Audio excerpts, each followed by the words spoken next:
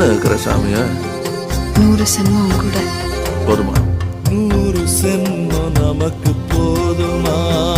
வேற வர ஏதும் கேப்பமா? சகாவரம் கேப்போம் அந்த சாமிய